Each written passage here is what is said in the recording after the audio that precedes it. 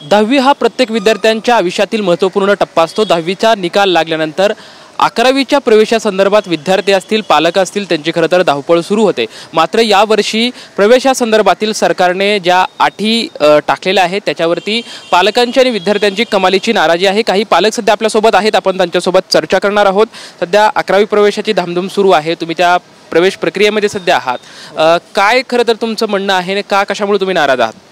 Actually 11वीच्या प्रवेश प्रक्रियेमध्ये सध्या तो इन हाऊस हा प्रकार आहे, त्याच्यामध्ये आमच्या मुलांना आमच्याच म्हणजे संस्थेचे कॉलेजेस उपलब्ध होत नाही आहेत। या संदर्भात आम्ही काल शिक्षण मंत्री दादाजी साहेब भुसे यांचे आम्ही भेट घेऊन त्यांना आम्ही आमची बाजू मांडलेली आहे।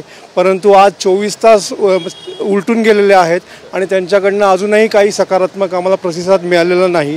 तसंच आम्ही वेबसाईटवरती पण डेव्हलपमेंटची आम्ही वाट पाहतो आहे कालपासून, पण वेबसाईटलासुद्धा काही डेव्हलपमेंट होत नाही आहे। त्यामुळे आमची ही नाराजगी आहे आणि आमचं हे असं म्हणणं आहे की आम्हाला इन हाऊस जो कोटा आहे हा उपलब्ध करून द्यावा त्यांनी, हेच आमचं म्हणणं आहे।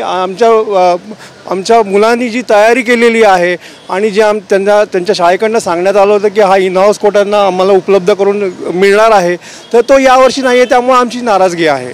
जी वेबसाईट आहे ती डेव्हलपमेंट होत नाही, म्हणजे नक्की काय अडचण येते? त्याच्यामध्ये डेव्हलप झालेलं नाही अजून। तो इन हाऊस कोट्यावरती जर आपण क्लिक करायचं जर म्हणलं तर जर क्लिक पण होत नाही आणि ते ऑप्शन्स पण येत नाही आहेत की जे कॉलेजेस जे आम्हाला पाहिजेत आमच्या संस्थेचे किंवा नियर बाय कॉलेजेस जे पण आहेत ते सुद्धा दिसत नाही आहेत। मग आम्ही अप्लाय करून काय करणार? आम्ही अप्लाय म्हणजे आम्ही काय दुसऱ्या जिल्ह्यांच्या कॉलेजमध्ये आमच्या मुलांनी अप्लाय करायचं आहे का काय करायचं आहे? हा सगळा गोंधळच आहे।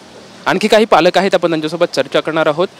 नक्की तुमचा विद्यार्थी त्याला किती मार्क पडले ते आत्ता तुम्हाला काय तुमच्या समोरची अडचण आहे? माझ्या मुलाला जवळपास 95% मार्क पडलेले आहेत बेस्ट ऑफ 5 मध्ये, आणि इतके चांगले मार्क पडून सुद्धा आधी आम्ही मुळात 13 वर्षापूर्वी हा निर्णय घेतला होता की आम्हाला याच संस्थेमध्ये पूर्ण मुलांचं शिक्षण करायचं आहे।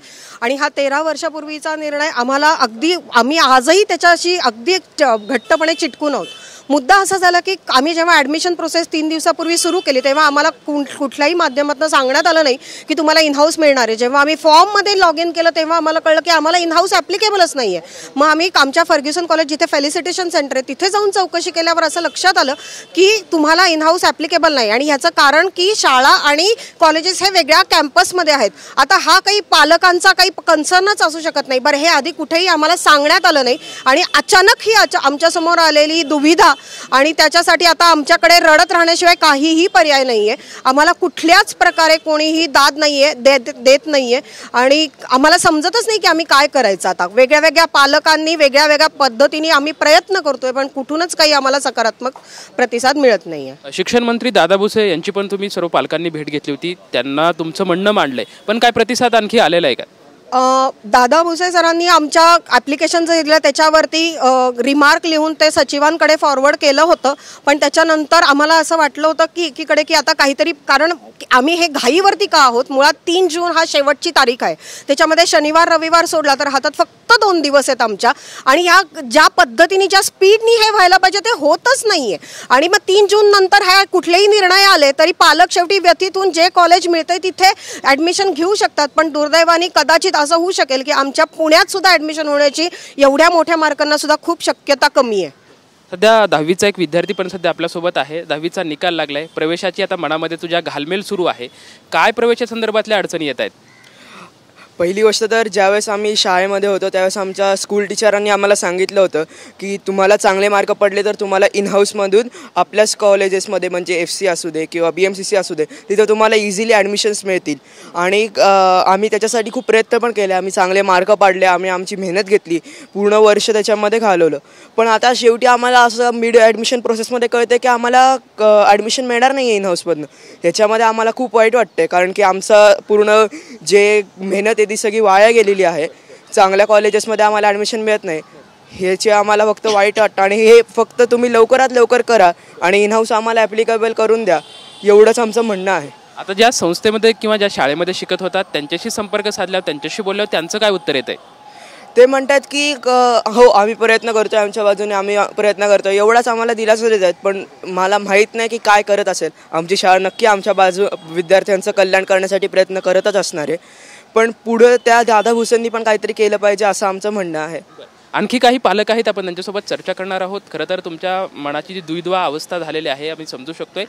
काय तुमची नक्की मागणी आहे? काय झालं की 3 तारीख कॉलेजेसने ॲडमिशनची शेवटची डेट दिलेली आहे. 1 तारीख 2 तारीख सुट्ट्या आहेत. पुढं त्याच्यानंतर आमचं प्रतिनिधी मंडळ पालकांचं दादा भुसेजींना भेटून आलेलं आहे शिक्षण मंत्र्यांना. त्यांनी कुठला तरी कागद सचिवालयापर्यंत दिला. म्हणजे सचिवालयाला परत कागद पाठवणं हे दादा भुसेंना कळलेलं नाही का अजून. मला हे शंका वाटते की सचिवांनी काय लिहून दिलेलं आहे हे मंत्र्यांनी वाचायला पाहिजे. याच्यामुळे काय होतं आहे की जवळपास पाल्यांचं आमच्या आणि पालकांचं दोघांचंही नुकसान होतं. ज्या पद्धतीने आता याच्यात रस्ता आमच्याकडे शेवटचा एकच उरला. 1 तारीख 2 तारीख सुट्टी, 3 तारीख शेवटची डेट आहे. तीव्र आंदोलन करायचं किंवा आमचे पाल्य कुठल्याही कॉलेजला ॲडमिशन घेणार नाही याची जबाबदारी सगळ्या सरकारवरती आम्ही टाकतो आहे. विद्यार्थ्यांचं होणारं नुकसान, पालकांचं होणारं नुकसान याच्यासाठी तीव्र आंदोलन करण्याव्यतिरिक्त आमच्या पालकांकडे कुठलाही पर्याय उरलेला नाही आहे. खरं तर प्रवेशासंदर्भातल्या आमच्या विद्यार्थ्यांचं मोठं नुकसान होत आहे. त्यामुळं आपण साहजिकच आहे की या सर्व पालकांच्या ज्या भावना आहेत त्या तीव्र आहेत. जर सरकारने याची दखल घेतली नाही तर तीव्र भावनेच्या माध्यमातून आम्ही तीव्र आंदोलन छेडणार आहोत अशी प्रतिक्रिया तर या सर्व पालकांच्या माध्यमातून आपल्याला मिळत आहे. कॅमेरामॅन सुशांत राऊतसोबत लक्ष्मण जाधव, TV9 मराठी, पुणे.